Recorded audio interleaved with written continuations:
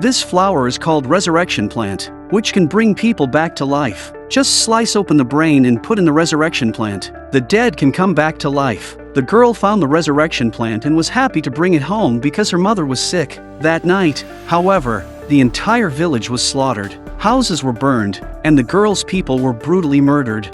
The bodies were hung up high. The girl was the only survivor. The girl's name is Ashin, and she is the daughter of the hand collar in the borderary village. At this moment, she has only one thought: revenge. The border village has been loyal to North Korea for generations. Ashin finds the commander of the border guard unit and hopes the commander will take revenge for the border village. Commander took Ashin in. Ashin grew up in the army and became a female warrior who could kill a wild boar with one arrow. Even the trees in the forest can be shot through with a single arrow. But the growth of her martial arts skills did not change her lowly status as a dependent.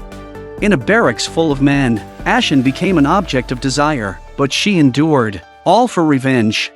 Not long after, the Japanese invaders attacked the southern part of Korea again. The imperial court draws troops from the north, and Ashin is ordered to infiltrate Jurchen's camp and spy on the enemy's movements. However, this time she finds a man with his limbs cut off in the enemy's tent. That man was Ashin's father. At that moment, Ashin's heart was bleeding. She stayed quietly with her father until dawn, ended his suffering with her hands, and then set fire to the Jurchen camp. When Ashin returned to the Joseon camp, she encountered Commander and the chosen minister leading the city with their troops. As they passed each other, Ashin saw the arrows of the chosen minister, the kind of arrow Ashin recognized. She had seen it on the corpses of Jurchen warriors in the forest on the night of the village massacre. A thought suddenly came to Ashin's mind. The Jurchen tribe slaughtered the village back then. Could it be related to the Jurchen warriors who were killed? At night, Ashin infiltrated the barracks. She found a report about the extermination of the boundary village. Back then, 15 Jurchen warriors infiltrated the Pyeongtaegun to collect mountain ginseng. It happened to be the origin of the chosen minister family's ginseng business. The chosen minister was so angry that he took his soldiers and killed the Jurchen. At that time, Joseon was under attack, with Japanese invaders in the south and Jurchen in the north, neither of which could be defeated by Joseon. The war was about to start. The border guard commander had to come and help the chosen minister.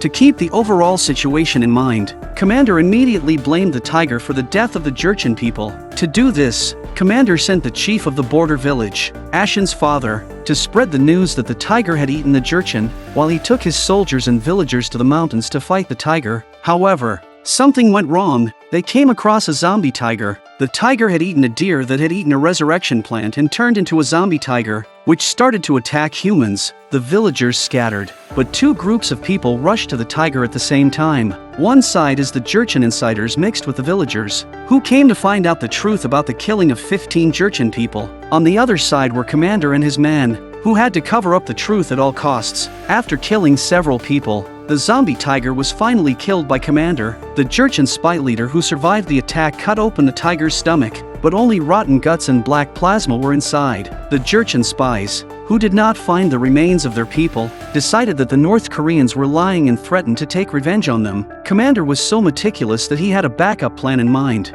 He framed the incident in Ashin's border village. The boundary village was not originally Korean but a Jurchen tribe from the Pyeongtaegun, which later surrendered to Joseon. For the Jurchen, they are traitors. In addition, Ashin's father had spread rumors of tiger eating in the Jurchen territory, and the Jurchen tribe believed in it. They led their troops to the village of the border village, which was the real reason for the Jurchen massacre.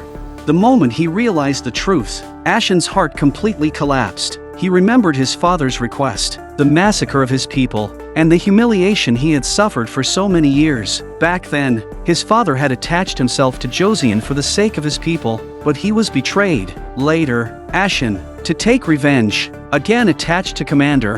And what happened? Her true enemy played her and drained every last ounce of value. Ashin even hoped that the other party could avenge her. At this moment, Ashin's heart had become as cold as the northern tundra. She remembered the resurrection plant in the Pyeongtaegun. In Ashin's hut, a man sneaked in. He had come for pleasure. Then the dagger stabbed him in the body. The man was dead, and Ashin had killed him.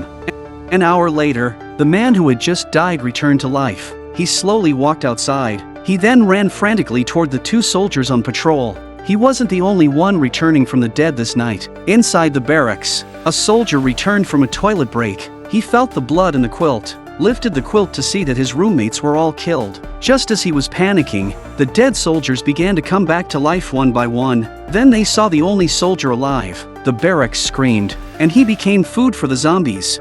The deputy commander inside the barracks heard a strange noise and he opened the door to see his guards being killed. A strange flower was found on his head, and the deputy commander rushed to get weapons. At that moment, the dead guards came back to life and lunged at him. Soon, the entire camp was in chaos. Zombies keep running out and start hunting humans like crazy. No one noticed that Ashen was standing high on the roof, looking down on the killings like a god of death. She grabbed her bow and arrow, and anyone who tried to hide or escape was shot by Ashen one by one. This night, no one would leave alive. Slowly, the barracks fell silent, with only zombies wandering around. A man who was alive climbed up to the roof and saw Ashen, but Ashen was no longer the girl who had endured humiliation for revenge. Ashen drew an arrow and shot the man in the palm of his hand. The man screamed and drew all the zombies around him. Ashen doused the corpse with high spirits and fired a rocket. It's dawn, and the barracks are dead. Ashen returns to her hut. A man who had humiliated her was hanging from a beam. Ashen can't remember how many nights this lecherous man has sneaked into her room. Ashen decides to make a special arrangement for him. As the camera pans, Ashen dragging a bloody sack back to her tribe. Fond memories come back to her in a flash. Looking at the smiles of her people, Ashen arrives at a crumbling wooden hut. Inside the house is a group of zombies chained up. It turns out that Ashen did not bury the dead clan members but used the resurrection plant to revive them. Ashen pulled open the sack to reveal the creepy man who often bullied her. Ashen wanted to use him to feed her people. The zombie clan immediately pounced on him and ate him like crazy. Ashen just stood by and watched quietly. She had tears in her eyes, as if she was sad, but also as if she felt guilty. In Ashen's mind, no matter how she did it, she would never be alone as long as her people were still alive. She failed to take care of her people at first, but that won't happen again. He would kill all those who had harmed their tribe. Whether it was Josian or Jurchen, the resurrection plant is her weapon, and the zombies are her soldiers.